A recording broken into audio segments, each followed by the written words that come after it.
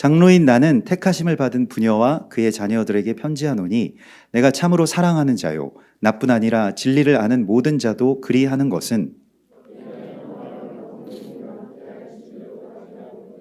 은혜와 긍휼과 평강이 하나님 아버지와 아버지의 아들 예수 그리스도께로부터 진리와 사랑 가운데서 우리와 함께 있으리라.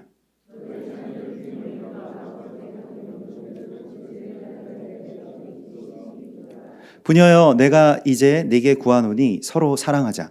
이는 새 계명같이 네게 쓰는 것이 아니요 처음부터 우리가 가진 것이라.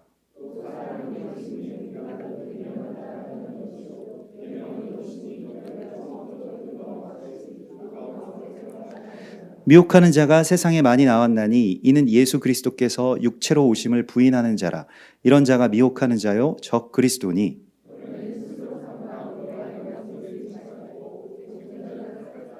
지나쳐 그리스도의 교훈 안에 거하지 아니하는 자는 다 하나님을 모시지 못하되 교훈 안에 거하는 그 사람은 아버지와 아들을 모시느니라.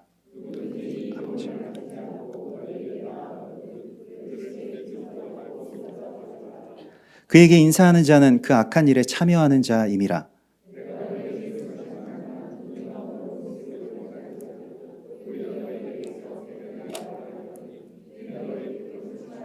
다 함께 택하심을 받은 네 자매의 자녀들이 내게 문안하느니라.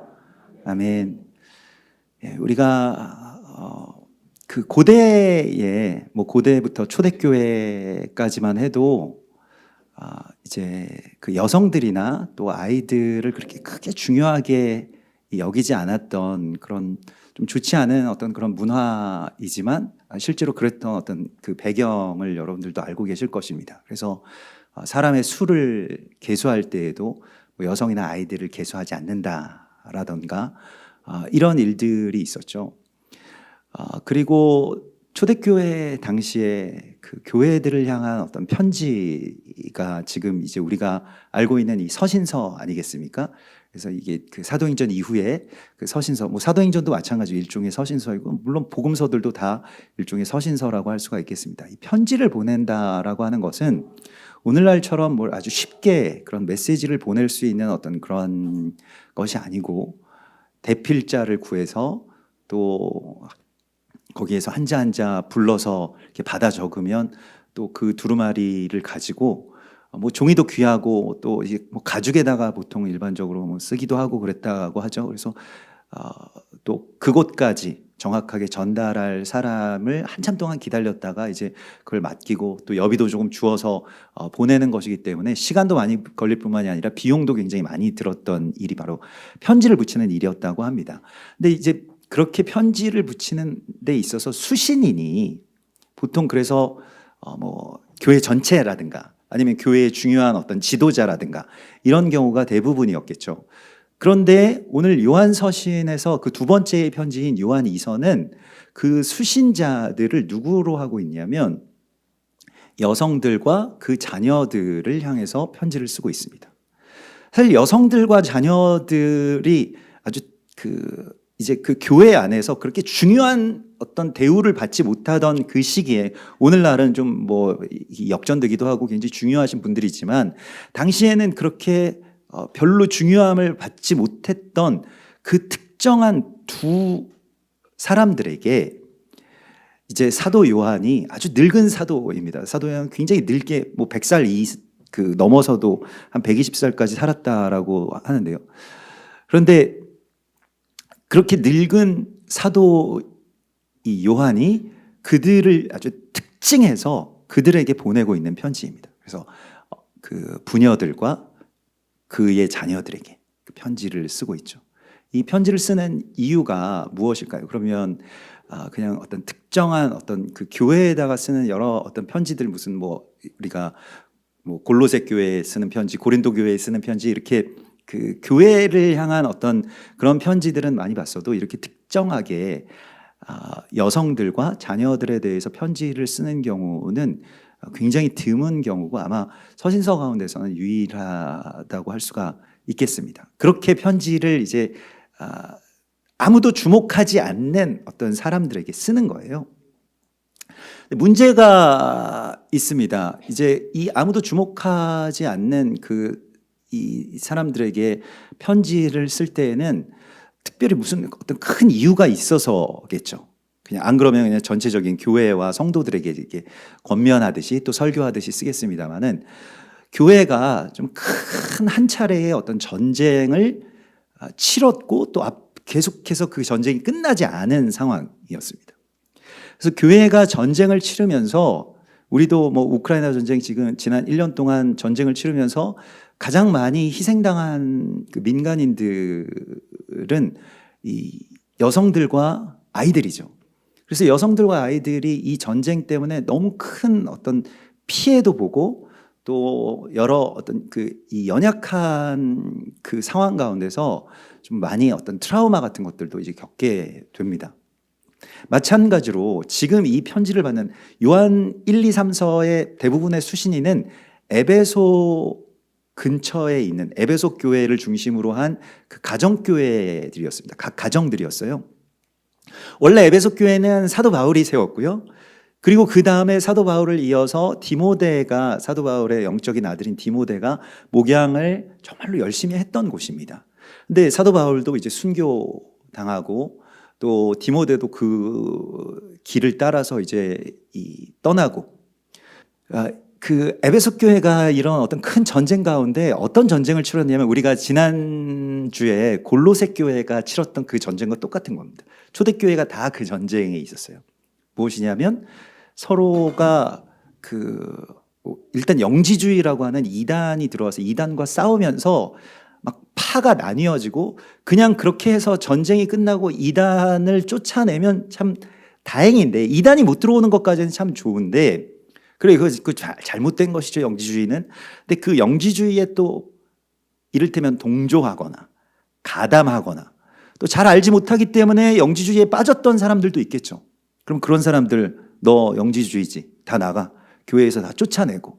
그리고 당시의 교회들은 우리처럼 이렇게 이 멤버십을 가진 어떤 성도들이 모여서 예배드리는 게 주 목적이 아니라 일종의 선교사들의 그런 전진 기지였습니다.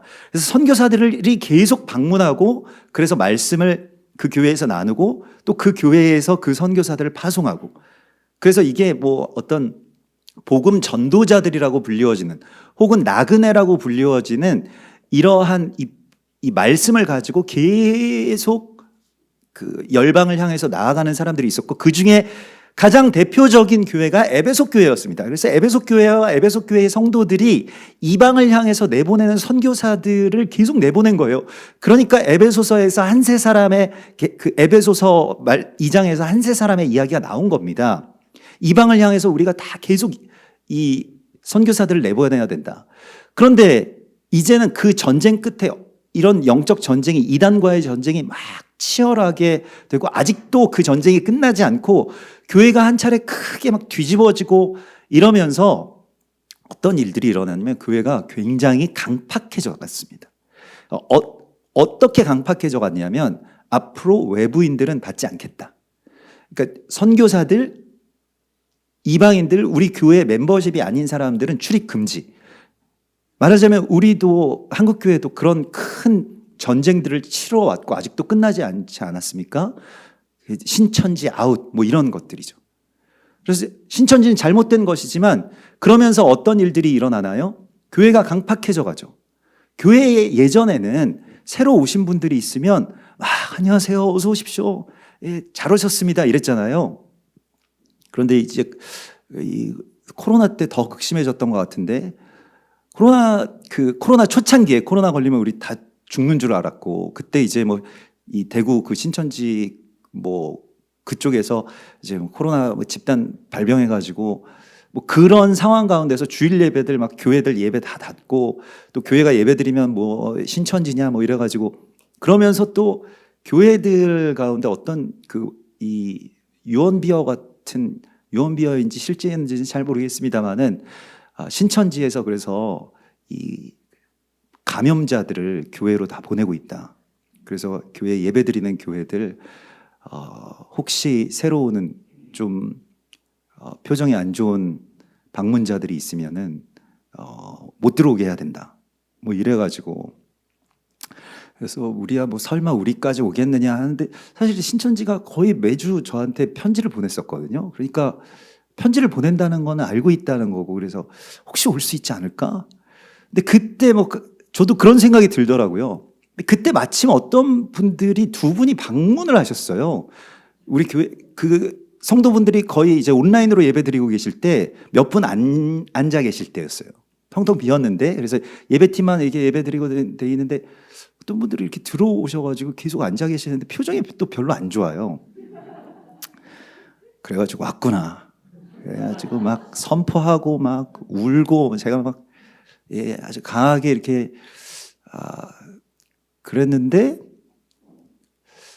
지나놓고 보니까 제가 말씀은 못 드리는데 지나놓고 보니까 지금까지 다니고 계시던 그분들이 그냥 사모하셔서 오신 거예요. 근데 저는 막 신천지인 줄 알고 막 선포하고 막 사탄아 물러가라 막 했는데 안 물러가신 거 보니까 아니신 것 같아요. 지금까지 제가 그건 비밀인데 저만 알고 있는 비밀인데 예. 그래서 어떤 분들이 오셨는데 표정이 되게 안 좋더라. 그래서 막 주변에 기도 부탁도 은밀하게 하기도 하고 그랬는데 표정이 안 좋으셨던 게 아니라 너무 감격하셔가지고 제가 나중에 이제 신방하면서 말씀을 드렸는데 들어올 때부터 눈물이 나가지고 막 그래서 너무 감사하고 감격적이어서 계속 그렇게 막 찡그리고 계신 건데 마음이 얼마나 이렇게 강팍해진 건가요? 그런데 실제로 에베소 교회가 그랬다는 겁니다. 그래서 에베소 교회의 모든 성도들이 이 뭐 디오드레베라고 하는 지도자를 자청하는 사람이 이제 나타나가지고 우리 영지주의랑 이렇게 싸워왔는데 앞으로는 영지주의자들을 받지 않기 위해서 어떤 사람인지 모르니까 교회에 들어오는 사람들이 선교사라는 전도사라는 뭐 아니면 뭐 사역자라는 이름을 가지고 들어오는 모든 방문객들을 다 받지 않겠다. 이렇게 돼버린 거예요. 그러면 교회가 물론 지킬 수는 있을 것입니다. 그냥 아는 사람들 우리 멤버십끼리만 예배를 드리니까요. 근데 교회가 가장 중요한 사명을 잃어버리게 된 것이죠.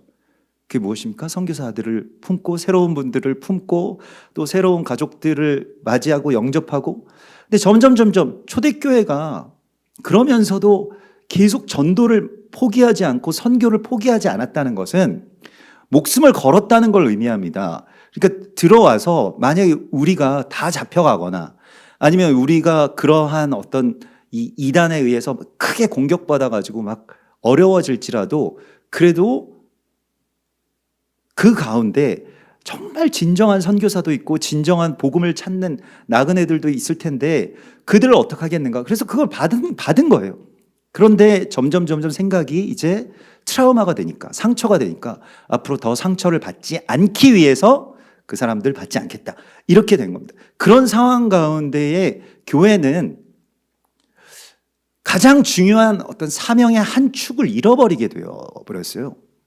그냥 그러니까 에베소 교회가 자신들을 유지하자라고 했을 때 계속 끝까지 이 에베소 교회를 우리가 지켜야 된다, 유지해야 된다. 이렇게 되면 사명을 잃어버리기 때문에 사실 모든 것들을 다 잃게 됩니다. 마찬가지로 한국교회도 마찬가지이겠고요. 근데 그런 상황 가운데서 지금 가장 중요한 키를 쥐고 있는 두 사람들이 누구냐? 여성들과 아이들이라고 하는 것을 이 늙은 이 사도 요한이 간파한 거예요. 그래서 그들에게 편지를 보냅니다. 특별히 그들에게 편지를 보내기 시작합니다. 우리가 바울 서신은 지난주에 우리 골로새서 나누었던 것과 같이 바울 서신은 굉장히 논리적입니다. 그래서 이게 이 첫째는 둘째는 셋째는 하면서 결론이 딱 나와요. 이게 기승전결이 있고요. 어떤 논리적인 구조가 있습니다. 그런데 요한 서신이나 요한 복음은 논리적이지 않고 굉장히 시적이에요. 그래서 이거 시를 우리가 읽는데 시가 이렇게 어떤 논리적으로 이게 탁탁탁탁 떨어지는 게 아니잖아요. 나보기가 역겨워 가실 때에는 근데 정말 역겹다는 말입니까? 그 논리적으로 하면 너 나 역겹니? 뭐 이런 거잖아요. 그런데 나보기가 역겨워 가실 때에는 이라고 하는 건 그 사람도 나를 너무너무 사랑하고 나도 그 사람을 아직 놓아줄 수 없는데 그런 상황이잖아요. 그런데 표현은 나보기가 역겨워 가신다고 하니까 그래서 뭐 이게 정말 이 논리적으로 또 이과적으로 생각할 때는 그 사람 나 역겨워해 이렇게 그냥 되는 것이지만 이 요한서신을 우리가 읽을 때에는 이게 시적인 내용이기 때문에 요한서신이 신약성경 가운데서 제일 짧습니다. 오늘 이 요한 2서가 제일 짧은 신약성경의 한 권이에요. 27권 가운데 전체 제일 짧습니다. 13절까지밖에 없잖아요. 그래서 오늘은 13절까지밖에 없으니까 설교가 좀 빨리 끝나겠구나. 그렇게 생각하시면 이거는 시를 모르시는 분들입니다. 예. 저도 계속 1부 때는 너무 속으로 기도를 많이 하고 쳐낸 게 되게 많아요. 2부 예배가 시작해야 되는데 그 전까지 끝날 수 있을까? 내용이요. 이게 시라고 하는 것 때문에 이게 여기서 말하고 있는 것 안에 있는 굉장히 아주 감추어진 어떤 상징들이 너무 많이 들어가 있기 때문이죠. 그래서 오늘 이 에베소서의 말씀을 통해서 지금 이렇게 만신창이가 되어버린, 또 이 전쟁의 한 복판에서 가장 피해를 많이 입은 사실 어린아이들과 여성들, 막 여기에 치이고 저기에 치이고 그러면서 희생당하고 뭐 그런 상황 가운데서 교회도, 한국 교회도 마찬가지로 이단과의 전쟁 가운데서 또 뭐 서로 뭐 무슨 판이 뭐 정치적으로 뭐 이쪽이니 저쪽이니 이러면서 많이 싸우면서 결과적으로는 강팍함만 남게 된다는 것입니다. 서로에 대한 의심, 불신, 이러한 것들이요. 그래서 성도들도 사역자나 목회자를 믿지 못하고, 또 목회자들도 어떤 성도들이나 또 새로운 어떤 그러한 영혼을 구원하는 데 있어서 굉장히 소극적이 되어버리고, 이런 식으로 이제 막 되어가는 이런 상황 속에서 전쟁에 대한 어떤 상처, 전쟁 때문에 일어난 어떤 트라우마, 이런 것들을 어떻게 해결해야 되는가? 요한서신에 두 기둥이 있습니다. 요한 사도가 그래서 우리가 다시 이 무너진 교회를 다시 재건해야 되겠는데, 그 재건에 있어서 두 기둥을 세우자고 이야기를 하고 있습니다. 그게 첫 번째가 무엇이냐면, 요한서신의 가장 첫 번째 기둥이 무엇이겠습니까? 요한 하면 떠오르시는 한 가지 단어가 무엇일까요? 예, 사랑이죠. 사랑. 그래서 하나님은 사랑이시라. 사랑하는 자여 우리가 사랑하자. 계속 사랑이라고 하는 큰 기둥을 하나 세우고, 그 옆에 어떤 기둥을 세워야 되냐면, 기둥이 하나만 있으면 안 되죠. 뭘 세울 수가 없으니 하나 더 세워야 되는데, 그것이 무엇이냐면 진리입니다. 그래서 사랑과 진리, 이 두 기둥을 세우는 것에 누가 키를 쥐고 있느냐, 누가 이 두 기둥을 다시 재건할 수 있느냐? 여성들과 아이들입니다. 그래서 아이들에게는 무엇을 맡겼냐면 진리를 맡깁니다. 아이들에게 진리를 맡겨요. 그래서 계속해서 자녀들에 대하여서는 자녀들이 진리 안에서 행한다 함을 듣는 것보다 더 기쁜 일은 없습니다. 그래서 오늘도 이 자녀들에게 너희 자녀들 중에 아버지께 받은 진리를 행하는 자를 내가 보니 심히 기쁘도다. 항상 자녀들은 진리, 여성들은 그러면 반대쪽이 사랑이겠죠. 그래서 지금 이 늙은 사도 요한은 이렇게 말하고 있습니다. 장로인 나는 택하심을 받은 여성들과 아이들에게 이 편지를 씁니다. 그래서 지금 여기서 가장 큰 피해자라고 생각되어지는, 가장 연약했기 때문에 이러한 이 전쟁의 소용돌이 안에서 아무것도 할 수 없이 그저 당하기만 할 수밖에 없었던 사람들이라고 여겨졌던, 또 그렇게 치부되어 왔던 여성들과 아이들에게, 당신들은 그런 사람들이 아니라 당신들은 하나님께서 이 일을 다시 회복하게 하기 위해서 택하신 사람들입니다. 그래서 택하신, 이렇게 선포하고 있어요. 당신들은 하나님께 상처받은 사람들이 아니라 그 상처 때문에 오히려 우리가 생각해야 될 것은 당신을 택하셨습니다 라고 하는 거예요. 역할이 있다는 거예요. 그래서 이걸 완전히 다르게 보고 있습니다. 이게 어떤 놀라운 십자가 안에서 예수와께서 그 고난의 신비를 우리가 알고 있잖아요. 영지주의와 싸우는 이야기는 결국엔 십자가 신앙을 다시 회복하는 것이잖아요. 그러면 십자가 신앙이라고 하는 것은 무엇입니까? 우리가 이런 고난을 받았을 때 이 고난이 그냥 헛된, 그리고 받지 않아도 되는, 영지주의자들이 말하는 고난이라고 하는 것은 절대 악이다 라고 해서 예수와께서도 십자가의 고난을 받지 않으셨다. 예수와께서는 영으로 이미 떠나셨고 그것은 그 죄 많은 어떤 한 이 갈릴리 나사렛 출신의 어떤 한 육체의 그냥 고난이었을 뿐이다. 이렇게 분리해서 이야기하던 것을 아니다. 고난이라고 하는 것 자체가 우리 가운데 큰 능력이 된다. 이걸 선포하는 것이 영지주의와의 싸움 아니겠습니까? 그러니까 사도 요한은 영지주의와 싸움하는 데 있어서 가장 고생 많이 한 여성들과 아이들에게 그래서 하나님은 당신들을 택하셨고 당신들을 통해서 교회를 재건하십니다. 그래서 한 기둥씩을 당신들이 세우셔야 됩니다. 라고 축복하고 권면하고 있는 것입니다. 이게 이 요한 2서, 요한 1, 2, 3서의 말씀이고요. 그래서 이것은 이 논리적이라기보다는 약간 뭐 당시에 그 시를 쓰는 어떤 그 법 가운데 이렇게 그 약간 어떤 한 주제가 있지만 그 주변을 계속해서 이렇게 좀 이렇게 서성이는 뭐 부연법이라고도 하는데 그런 방식으로 이 글을 써놓았다라고 합니다. 그래서 예전에는 그 시 낭송 뭐 이런 것도 하고 또 교회에서도 문학의 밤 같은 거를 했었어요. 여러분들 기억나시는 분들도 계실 겁니다. 그 당시는 참 이 한국 분들이 낭만이 있고 문학적이었던 것 같아요. 교회에서도 문학의 밤이 있어가지고 다 이렇게 옷 잘 차려입고 나와서 시를 막 낭독하고 그러면 또 그거 들으면서 막 감격하고 지금은 아마 아무도 안 남아 있을 거예요. 시를 왜 낭독하지? 막 이렇게 생각을 하실 텐데 막 이렇게 시집이나 또 이런 문학 서적 같은 거 항상 이렇게 끼고 이렇게 보고 뭐 그러셨던 분들이 이 기억이 나실 겁니다. 아마 시도 이렇게 써보신 분들도 있으실 거고. 그런데 우리가 좀 그런 관점으로 이 요한 2서를 보면서 결국 자녀들에게 왜 진리를 맡기는가? 이 진리라고 하는 건 굉장한 건데 왜 자녀들이 진리를 맡을 수밖에 없는가? 라고 하는 것에 대해서 우리가 생각을 해야 됩니다. 그래서 사람들이 진리에 도달하는 조건으로 생각하는 것은 약간 어떤 지성이죠. 생각, 뭐 아니면 어떤 지식을 많이 쌓거나 아니면 지혜에 통달하면 진리에 도달할 수 있다. 그러니까 그 진리라고 하는 것을 보통 좀 어떤 지적인 것들로 많이 이렇게 우리의 통념으로는 그렇게 생각을 하는데 그런데 성경에서는 진리라고 하는 것을 항상 특별히 요한서신에서 진리는 생각이 아니라 행동이에요. 그래서 진리 안에서 행한다. 진리는 행함과 곧장 연결되어 있습니다. 진리는 생각과 머리랑 연결되어 있는 게 아니라 행함과 연결이 되어 있는 것이고 그래서 행함과 연결된 가장 중요한 진리를 누가 맡았느냐? 어린 아이들이 맡았고요.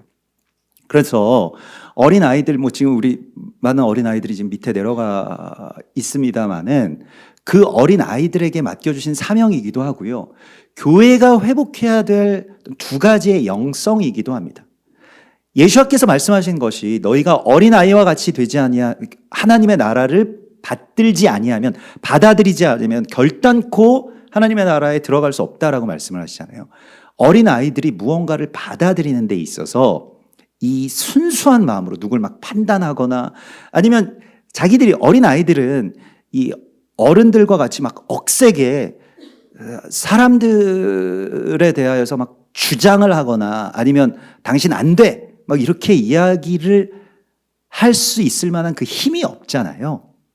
그래서 그 어린 아이와 같이 사람들을 받아들이는데 하나님의 나라를 받아들이는데 진리 안에서 이것을 행한다라고 말씀을 하시고 있습니다. 진리를 헬라어로 제가 여러 번 많이 서신서에 진리라는 말이 많이 나오기 때문에 신약을 우리가 나눌 때 여러 번 우리가 나누었는데 헬라말로 진리를 무엇이라고 합니까? 알레테이아라고 합니다. 알레테이아. 알레테이아라고 하는 것은 또 처음 듣는 것처럼 왜 그런 표정을 짓고 계세요? 거의 매주였는데 우리. 예. 근데 알레테이아는 숨겨진 알파라는 뜻입니다. 알파가 숨겨져 있다. 그러니까 알파는 알파와 오메가 되신 예수와의 어떤 그 본성이에요. 하나님의 형상, 그걸 알파라고 할 수가 있겠습니다. 근데 그것이 이 사람에게 숨겨져 있는 것을 어린아이와 같이 찾아내는 것이 진리입니다. 그러니까 진리의 반대는 팩트예요. 그 사람이 뭐 어떤지를 아느냐, 그 사람이 이런 사람이다, 저런 사람이다. 팩트와 판단이 진리의 반대입니다. 무지가 아니고요. 그런데 이 사실과는 다르게 진리라고 하는 것은 하나님이 그를 창조하셨고 그 당신의 형상대로 예수께서 그를 위해서 죽으셨습니다라고 하는 게 진리잖아요. 진리 안에서 행한다라고 하는 것은 그러면 무엇이겠습니까? 이 사람이 예전에 혹은 뭐 좀 아직도 무지해서 심지어는 영지주의에 가담한다고 할지라도 또 가담했던 전력이 있다고 할지라도 뭐 지금 아직 제대로 뭐 회개를 하고 돌이킨 거 맞아? 라고 의심쩍다 할지라도 그 사람 안에서 일단은 하나님의 형상과 그리스도 예수와의 모습을 발견해내는 것. 이것이 진리의 힘입니다. 그러니까 진리는 자유한 거예요. 그리고 순수한 것이죠. 어떤 순수하신 어린아이와 같으신 분들은 그 어떤 사람에 대하여서 이렇게 막 그 주름지게 생각하지 않습니다. 그렇죠? 의심하거나 막 이 사람 또 이렇고 막 그런 게 없잖아요. 왜냐하면 그런 어린아이와 같다는 것은 그런 어떤 이전의 어떤 그 기억들이 자기 자신을 왜곡시키기 전의 상태를 말합니다. 근데 이게 왜곡이 되어 있으면 어떻게 될까요? 왜곡이 되어 있으면요, 어떤 사람이 와도, 심지어는 예수와께서 오셔도, 아니면 예수와의 정말 사랑하는 너무 신뢰할 만한 사도 요한 같은 사도가 와도 쫓아낸다는 것입니다. 그래서 나중에 이 에베소에 있는 이 가정교회들이 사도 요한을 쫓아내요. 못 오게 합니다. 그래서 지금 편지 쓰고 있는 거예요. 나 가고 싶은데 출입 금지당했어요. 노인네는 오지 말라. 이렇게 된 거예요. 너무 깜짝 놀란 거예요. 예수님의 제자였는데도 불구하고 오지 말아라. 당신 좀 이상하다. 당신도 영지주의 아니야? 뭐 요한복음 보니까 좀 영지주의적인 냄새 좀 나던데? 로고스 기독론? 이런 거 약간 영지주의랑 좀 비슷하던데? 그래서 오지 말라 그랬어요. 그래서 요한 3서에 보면 사도 요한이 정말 울면서 편지 쓰죠. 디오드레베가, 으뜸되기를 좋아하는 디오드레베가 나를 오지 말라 그랬다. 그래서 나는 당신들에게 정말 직접 가서 뵙고 싶고, 직접 가서 말씀을 나누고 싶고, 직접 가서 교회의 성도들을 돌보고 싶은데 못 간다. 이렇게 된 거예요. 뭐 사도 요한까지 쫓아냈으면 말 다 한 거죠. 나중에는, 그러니까 이단과의 싸움은 뭐 싸워야 되는 건 맞지만 나중에는 그것이 일종의 정치적인 혹은 그 교회의 권력을 잡기 위한 어떤 그런 도구로 전락해버린다는 겁니다. 그래서 이단과의 싸움을 빌미로 아니 요한도 이단이다 뭐 이렇게 된 거예요. 왜냐하면 사도 요한은 뭐 이쪽 저쪽을 다 되게 자유롭게 오고 갔던 사람처럼 보이거든요. 뭐 사도 바울도 마찬가지고요. 그런데 아무튼 그래서 이렇게 완전히 왜곡되어서 어떻게 되냐면 그냥 외부에서 오는 모든 사람들은 이상한 사람, 이렇게 딱 어떤 그 역할을 준다는 겁니다. 이게 굉장히 위험한 건데요. 이걸 일종의 이제 우리도 말하자면 상처라고 하는데, 이 상처에 대하여서 이게 상처가 아니라 하나님이 이 일을 통해서 나에게 이 일을 허락하셨을 때는요, 하나님 감당할 만한 시험을 주시잖아요. 이것은 나에게 맡겨주신 사명이라고 생각을 해야지, 과제이자 사명이라고 생각해야지, 상처로 이걸 그냥 거기서 소화해버리고 넘어가게 되면요, 그냥 상처는 내가 위로받아야 되고 치유받아야 되는 정도에서 그치잖아요. 그래서 근데 실제로는 그렇게 되기가 굉장히 어렵고, 이게 뭐 예전에 어떤 분들이, 그러니까 자기가 어렸을 적에 받았던 뭐 아버지로부터 받았던, 근데 또 그 아버지가 뭐 이제 목사님이셨대요. 그래서 제가 예전에 이제 우리 교회 뭐 초창기에 이렇게 할 때, 근데 아버지에게 뭐 상처를 받았는데 좀 어떻게 잘 극복됐는지는 잘 모르겠어요. 아무튼 그래서 교회를 다니시는데 항상 그 아버지에게 받은 그 상처, 아버지가 좀 뭐 이상하시고 또 아버지가 뭐 목사님이심에도 불구하고 막 어려우시고 안 좋으시고 이런 것들에 대해서 자꾸 그 역할을, 물론 아버지는 뭐 돌아가셨습니다마는 그 돌아가신 아버지의 역할을 자꾸 저한테 맡기시는 것 같았어요. 그래서 당신도 예전에 우리 아버지처럼 그런 사람이다, 뭐 이런 것들이요. 그래서 제가 어딜 봐서 당신 집사님 아버지 같은 사람입니까? 저는 그냥 연약한 어린 종일 뿐입니다. 뭐 그래도 항상 그 아버지에게 투영되는 것들이 계속 있으시더라고요. 그래서 그걸 뭐 참 빠져나오기 어렵구나, 그런 결박들이 자기가 거기에서 빠져나왔다고 생각하더라도 그 구조적인 어떤 주름짐이라고 하는 것이요. 그 여러분들도 한번 잘 감찰해 보시기 바랍니다. 내가 여러 어떤 그런 과정 가운데서 받았던 상처나 여러 그 과정 가운데서 받았던 어떤 어려움들 때문에 그게 구조적으로 내가 항상 어떤 사람을 보면 이 사람 예전에 그 사람이랑 똑같아, 이렇게 연결짓고 있지 않은지를 잘 살펴봐야 됩니다. 그런 경우가 굉장히 많이 있거든요. 그래서 저도 항상 잘 살펴보고 때때로는 그런 일들이 있더라고요. 예전에 내가 겪었던 어떤 분과 좀 비슷하다. 그러면 그냥 그 구조 안에 그 사람의 어떤 그런 역할을 내가 맡기고 있는 그런 일들이 있더라고요. 그래서 거기서 빠져나오는 것이 진리 안에서 우리가 행하는 것입니다.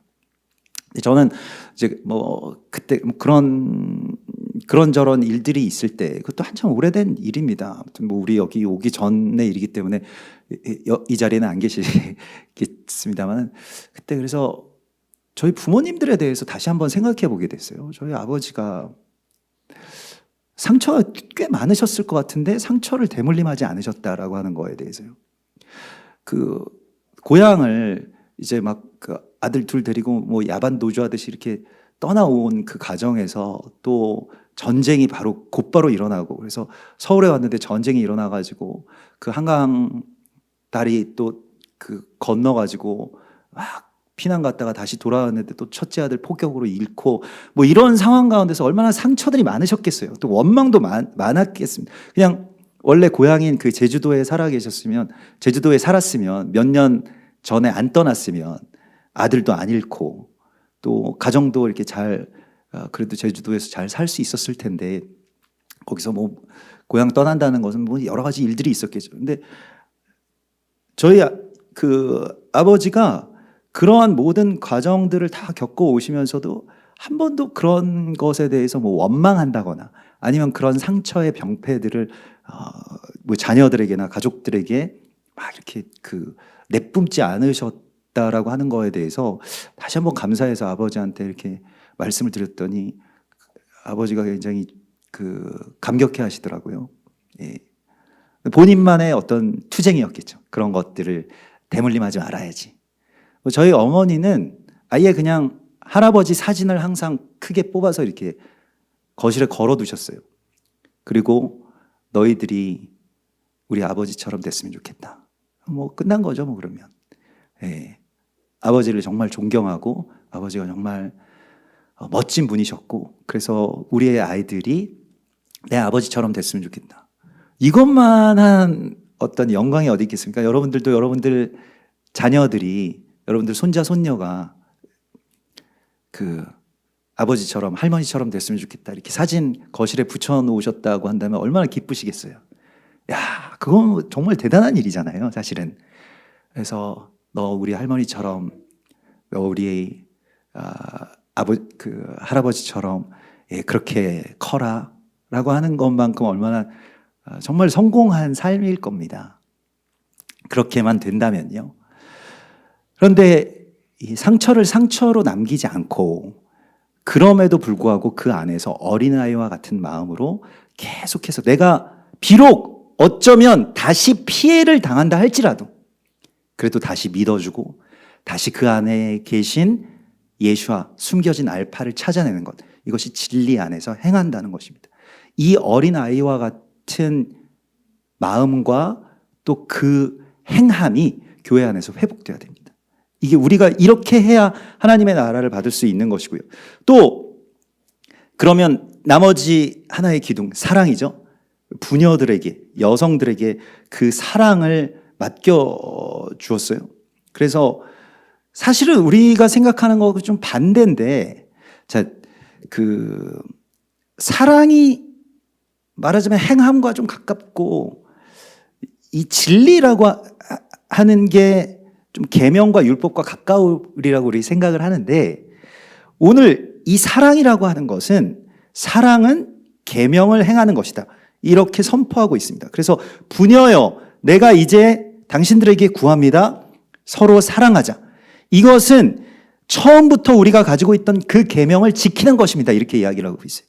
처음부터 유대인들이 가지고 있었던 그 계명 토라를 지키는 것, 이게 여인들이 회복해야 될, 무너진 그 기둥을 다시 세워야 될 바로 그 일이라고 말씀하고 있습니다. 계명의 핵심은 레위기서 19장 18절이죠. 모든 토라의 핵심은 거기에 그 한마디에 다 이루어져 있으니까요. 동포를 원망하지 말며, 그리고 내 이웃 사랑하기를 내 몸과 같이 하라. 그래서 원수를 갚지 말고, 동포를 원망하지 말고, 이웃 사랑하기를 내 몸과 같이 하라. 특별히 이웃 사랑하기를 내 몸과 같이 하는 것, 이게 이제 토라의 완성이죠. 토라는 여기서 그냥 완성되는 것입니다. 그러니까 계명이라고 하는 것은 사랑과 일치되고 있다는 거예요. 그래서 옛 계명이 바로 이 계명인데, 서로 사랑하자. 그래서 우리가 그 계명을 따라 행하는 것이요, 계명은 너희가 처음부터 들은 바와 같이 그 가운데서 행하라. 그래서 이웃 사랑이거든요. 이웃 사랑, 그 내 몸과 같이 사랑하는 것, 그게 이제 최고의 계명이고, 그 계명을 따라서 사는 것을 사랑이라고 이야기를 하는 것입니다. 근데 레위기의 그 이웃 사랑하기를 내 몸과 같이 하라라고 하는 말씀에 그 앞에 나오는 말씀이 원수를 갚지 않는 것이고요. 두 번째가 무엇이냐면 동포를 원망하지 않는 것. 그러니까 원수가 될 만하니까 원수가 됐겠죠. 동포에게 원망할 만한 일이 있었으니까 원망하겠죠. 그런데 그 두 가지를 하지 않고, 또 그 앞에 가면 내 형제를 마음으로 미워하지 말고, 그가 죄를 지었다면 반드시 가서 견책하라. 그러니까 죄를 이렇게 가서 그냥 둘러싸는 거예요. 그래서 엄마들이, 여성들이 이렇게 자기 자녀를 보호하고 품어주는 것처럼 품는 것, 그게 교회의 사명이라고 말씀을 하고 있습니다. 교회는 그 죄를 막 까발기고 드러내고 막 책망해서 쫓아내고, 이게 교회의 사명이 아니고요. 교회가 다시 회복되려면 이 엄마의 사랑이 회복돼야 된다라고 말씀하고 있어요. 교회의 어떤 여성성, 교회가 막 남자가 돼가지고, 남자가 될 때는 어디까지 돼야 되냐면 그냥 그리스도 예수와의 좋은 병사가 되는 것까지는 좋습니다. 그건 오케이인데, 거기서 좀 더 선을 넘으면 어떻게 되냐면 내 막 마음대로, 내 주장대로, 나의 주관대로, 이렇게 어떤 자기 고집의 어떤 영성을 갖게 된다는 것이죠. 그래서 이 신부의 영성이 회복된다라고 하는 것이 바로 여기에 있는 것이고요. 그래서 이 사람이 정말 죄인인데, 그런데 그 죄를 내가 덮어줄 수 있는 사람이 되는 것. 제가 예전에도 한번 말씀드렸죠. 내가 너무 우리 집에서 제가 많이 혼나지는 않았습니다만은, 결정적으로 막 되게 너무 뭐 좀 잘못했던 일이 있었던 것 같아요. 지금 생각해 보면 저도 잘 모르겠습니다만, 아무튼 집에서 이렇게 거의 벌거벗겨진 채로 쫓겨나가지고 집 앞에 이렇게 좀 추운데 이렇게 주일날 이렇게 팬티만 입고 오들오들 이렇게 떨고 있는데, 옆집 할머니가 오시다가 보셨어요. 그래서 지금도 기억나는데, 자기가 이렇게 멋진 정말 귀부인이셨는데, 이 밍크로 된 그거를 저한테 이렇게 숄 같은 거였는데요. 이렇게 밍크로 된 거 있잖아요. 옛날에 부잣집. 예.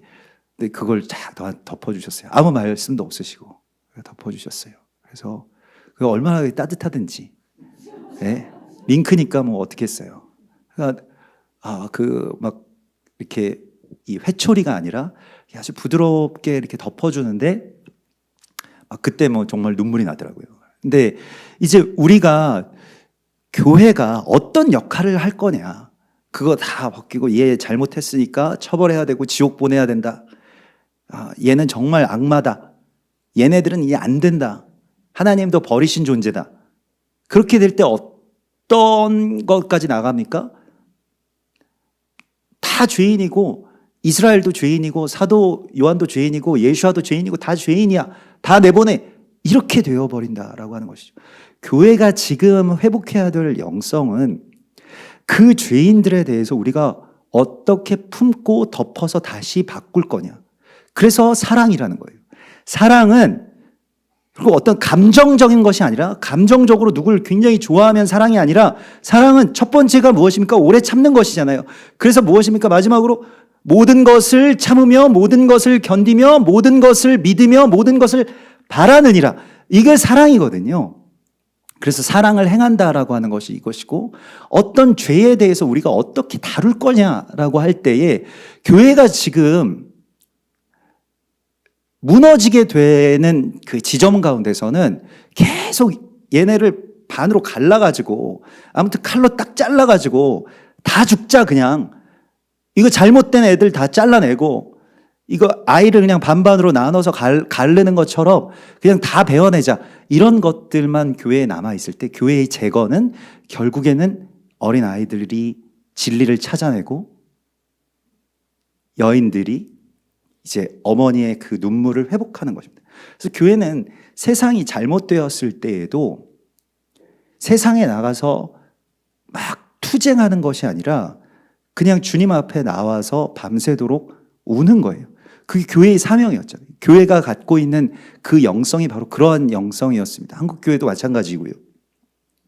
그래서 그냥 이 딱딱한 마룻바닥에 늘 무릎 꿇고 앉아서 정말 이 허벅지가 다 젖을 때까지 울면서 아이들 위해서 기도하고 나라를 위해서 기도하고 아스팔트 그 추운 날에 아스팔트 깔린 광장에 나가서 또 계속해서 부르짖어서 기도하고 이게 이제 교회의 사명인 것이죠. 이게 바로 그 부녀된 그 여성된 신부된 교회의 사명이고 이걸 회복하라고 말씀하십니다. 여기에는 사랑이라고 하는 어떤 엄청난 그 힘이 있어요. 사랑에서부터 이게 비롯되는 겁니다. 사랑하기 때문에 그래도 또 한 번 믿고 또 한 번 기대하고 뭐 좀 잘못했지만 그래도 덮어주고 이것이 이제 교회의 사명이라고 말씀을 하시면서 이제 이 늙은 종 지금 이 사도 요한이 자신을 장로라고 표현하고 있는데 이건 굉장히 우리가 직분적으로 오늘날에는 좀 점잖게 우리는 좀 직책적으로 직분적으로 표현을 하는 단어가 장로입니다만은 지금 다 떠났어요.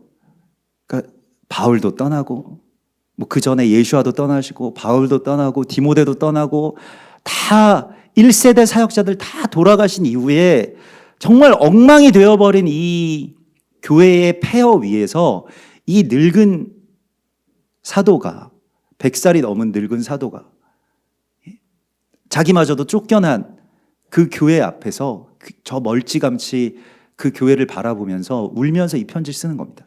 그런데 꿈을 꾸기 시작하죠. 책망하는 게 아니라 걱정하고 한탄하고 저주하는 것이 아니라 그들을 향해서 꿈을 꾸기 시작합니다. 그래서 요엘서 2장에 내가 마지막 때에 너희에게 나의 영을 주리니 어떻게 됩니까? 너희의 자녀들이 예언할 것이요 이렇게 되어 있죠. 자녀들은 예언의 사명이 있는 것이고요. 예언이라고 하는 것이 숨겨진 알파를 찾아서 선포하는 것입니다. 이게 예언입니다. 지금은 그럴지라도 자녀들이 그러니까 우리가 자녀들이 예언하고 너희 늙은이들은 꿈을 꾸리라 이렇게 말씀하시잖아요. 반대가 좀 더 적절하지 않을까 이렇게 생각할 수도 있겠습니다만은 자녀들이 예언하는 겁니다. 그래서 자녀들은 예언의 사명이 있는 거예요. 그래서 대적은 자녀들이 예언하고 선포하는 것이 그대로 이루어지는 것이기 때문에 그게 대언이기 때문에 그래서 자녀들을 잘 말을 못하게 하죠. 그래서 자녀들이 예언을 하기 시작해야 됩니다. 우리의 자녀들이. 얘들아 예언해. 너희가 예언을 해야 돼. 너희 부모님에 대해서도 예언하고 한국 교회에 대해서도 예언해야 돼. 어린 아이들이 뭘 알아? 이런 것이 아니라 자녀들이 예언할 때 그것을 이루시는 거예요. 하나님께서 어린 아이와 젖먹이들로 그 일을 세우신다라고 말씀을 하고 있는 것입니다. 그래서 자녀들이 예언을 했어요. 실제로 성령이 임하였을 때 예루살렘에 예수와께서 들어가실 때 어른들은 아무도 영접하지 않았지만 자녀들이 나가서 호산나 호산나 외치면서 그게 일종의 예언입니다. 그 예언을 자녀들이 한 거예요. 자녀들은 순수하기 때문에 하나님이 주신 그 마음에서 자기가 저 사람 원래 저 나사렛 출신이고 저 사람 목수의 아들이고 저 사람 다 가짜야 이렇게 생각하지 않고 그냥 그 영에 감동돼서 호산나라고 선포한 겁니다. 찬송 받으실이라고 선포한 거예요. 어른들이 아직 하지 못하고 있을 때 자녀들이 그 예언을 하는 것입니다. 그래서 자녀들에게 하나님께서 예언하라고 말씀하시고요. 여러분들 어린 이들과 또 다음 세대 청소년들 예언하세요. 입을 열어서 예언하라는 거예요. 지금밖에는 못하는 거예요. 자녀들 어릴 때에만 할 수 있는 겁니다. 그냥 가만히 있지 말고 예언해, 외쳐, 말해. 성령 안에서 성령께서 너에게 예언을 주실 거야. 그래서 우리가 늙은이들은 이것을 꿈꾸라고 말씀하시고 있습니다. 늙은이들이 이 꿈을 꿔야 되잖아요. 늙은이 우리가 우리 모두가 장년으로서 어른으로서 해야 될 일이 바로 꿈꾸는 것입니다. 내가 그 일을 행하고 성취하기 위해서 내가 움직이는 게 아니고요. 이 자녀들과 이 세상이 그렇게 되기를 우리가 꿈을 가지라고 말씀하고 있어요. 이거 세상이 이거 잘못됐고 막 다 잘못 돌아가고 어린 것들은 막 저렇게 다 되어 있고 다 망가졌고 막 다 엉망이고 이렇게 한탄하고 걱정할 것이 아니라 꿈을 꾸어라.